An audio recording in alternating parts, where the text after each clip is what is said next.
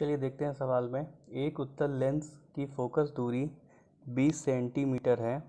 इस लेंस के सामने 2 सेंटीमीटर लंबी एक पिन 10 सेंटीमीटर दूरी पर रखी है। पिन के प्रतिबिंब की लंबाई ज्ञात कीजिए। चलिए ध्यान से देखते हैं सवाल में। सबसे पहले हमें क्या क्या दे रखा है। सबसे पहले हमें दे रखा है फोकस दूरी, ठीक है। फोकस दूरी दे रखा है, कितना दे रखा हुआ है, 20 सेंटीमीटर। अब ध्यान दीजिए उत्तल लेंस है इसलिए इसकी फोकस दूरी धनात्मक होगी, ठीक। उसके बाद दे रखा है पिन 10 सेंटीमीटर की दूरी पर है, ठीक है, यानी u का मान दे रखा है। वस्तु की दूरी जिसको हम u से प्रदर्शित करते हैं उसका मान दे रखा है 10 सेंटीमीटर। u का मान ऋणात्मक होगा क्योंकि वस्तु हमेशा बाईं ओर रखी जाती है, ठीक है। आगे ध्यान देंगे,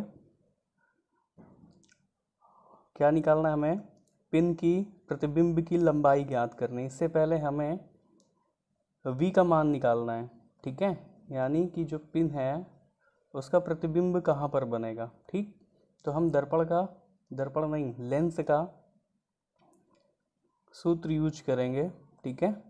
क्या होता है, 1/f बराबर 1/v माइनस 1/u, ठीक। अगर हम इससे v का मान निकालना है तो v का मान हो जाएगा 1 बराबर v 1/v बराबर 1/f प्लस 1/u।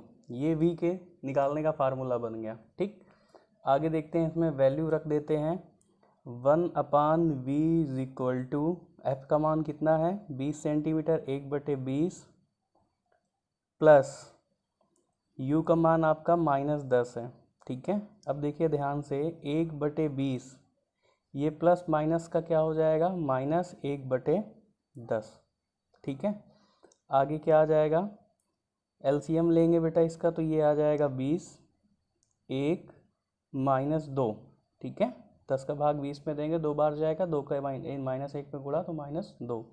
तो 1/v की वैल्यू आ जाएगी आपकी -1/20, ठीक है, जिससे v का मान आ जाएगा आपका -20 सेंटीमीटर। कितना आ गया v का मान, -20 सेंटीमीटर। अब यहाँ पर थोड़ा ध्यान दीजिएगा, ठीक है। v का मान अगर ऋणात्मक आया है, v का मान अगर ऋणात्मक आता है तो जो आपका प्रतिबिंब है, ठीक है, v का मान अगर ऋणात्मक आता है तो आपका जो प्रतिबिंब है वो कैसा बनेगा, आभासी बनेगा।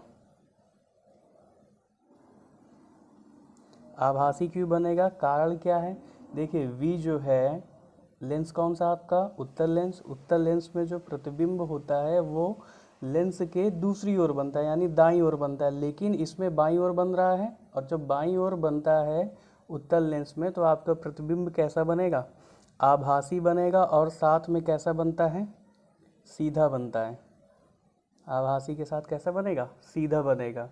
फिर आगे आपके सवाल में पूछा था पिन के प्रतिबिंब की लंबाई ज्ञात करनी, ठीक है। तो आपने आवर्धन का फार्मूला पढ़ा है m बराबर I/O, और एक फार्मूला पढ़ा है U/V, ये भी होता है m बराबर I/O भी होता है, m बराबर U/V भी होता है, तो I/O बराबर U/V भी हो सकता है, ठीक है। तो आपको ऑब्जेक्ट यानी वस्तु की लंबाई दे रखी थी पहले से, ठीक है। तो I/O, O का मतलब ऑब्जेक्ट, ऑब्जेक्ट का मतलब वस्तु की लंबाई, I का मतलब इमेज यानी प्रतिबिंब की लंबाई।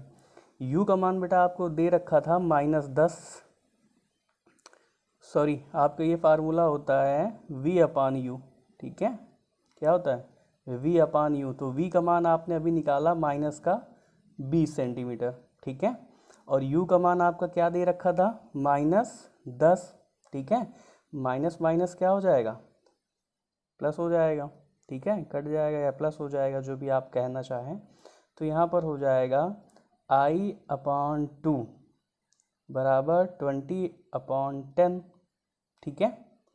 अब इसका क्रॉस मल्टीप्लाई कर दो तो क्या हो जाएगा, यहाँ पर क्या हो जाएगा, I = 20 इंटू 2/10, ठीक। 2 से डिवाइड होगा 10 5 टाइम में, ठीक है, और 5 से डिवाइड हो जाएगा 20 कितने टाइम में, 4 टाइम पे। तो आपका जो आई हो गया, यानी जो प्रतिबिंब है, इमेज है, इमेज की जो लंबाई होगी वो कितनी आ रही है, 4 सेंटीमीटर, ठीक है, कितनी आ रही है, 4 सेंटीमीटर। यानी जो आपका प्रतिबिंब है, वो जो पिन है उसका प्रतिबिंब की जो लंबाई है वो 4 सेंटीमीटर होगी, ठीक है। यहाँ पर लिख लेते हैं हम प्रतिबिंब की लंबाई कितनी होगी, 4 सेंटीमीटर, ठीक है। तो इस सवाल में जो आपका क्या है, प्रतिबिंब है, वो लेंस की ओर 20 सेंटीमीटर की दूरी पर बनता है। लेंस की ओर मतलब बाईं ओर ही बनेगा, ठीक है, लेंस ऐसे ही तो रखा जाएगा, तो ये बाईं ओर बनेगा 20 सेंटीमीटर में, ठीक। और कैसा बनेगा, आभासी लेंस कैसा बनेगा, प्रतिबिंब आभासी और सीधा बनेगा, ठीक है। और जो इसकी हाइट होगी, जो लंबाई होगी प्रतिबिंब की, वो कितनी होगी, 4 सेंटीमीटर होगी। ये आपका आंसर हो गया। अगर आपको वीडियो पसंद आए तो वीडियो को लाइक करें और चैनल को सब्सक्राइब करें।